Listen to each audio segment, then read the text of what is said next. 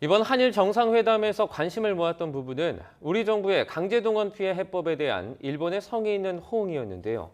실제 사과나 배상에 대한 확답은 없었습니다. 기시다 총리는 호응 조치가 부족하다는 지적에 구체적인 성과가 있었다고 자평했습니다. 어떤 맥락인지 김세호 특파원이 보도합니다. 예상했던 대로 강제동원 피해자에 대한 별도 사과나 반성의 뜻을 밝히지 않았던 기시다 총리. 한국의 강제동원 해법에 대한 일본의 호응 조치 요구에 어느 정도 부응했다는 뜻을 나타냈습니다.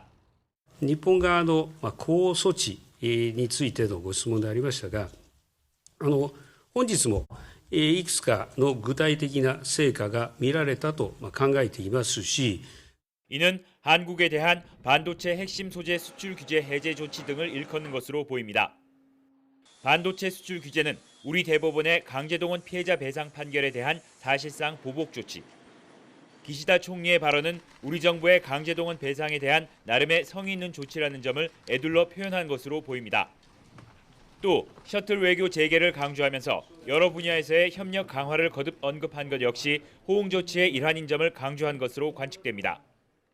両国の首脳が形式にとらわれず、頻繁に訪問するシャトル外交を再開させることで一致をいたしました。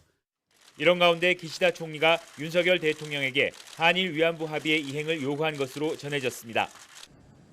한편 일본 언론들은 윤 대통령과 김건희 여사가 공항에서 내린 직후부터 주요 일정을 속보로 내보내며 큰 관심을 나타냈습니다. 또 윤 대통령이 역대 대통령들과는 달리 한일 관계 개선에 대한 일관되고 뚜렷한 주관을 가지고 있다며 긍정적으로 평가했습니다. 다만 한국 정부의 강제동원 해법안에 대한 국내 반발을 어떻게 극복할지가 관건이라며 한국의 해법안 이행 전망에 대해서는 유보적인 판단을 내렸습니다. 도쿄에서 YTN 김세호입니다.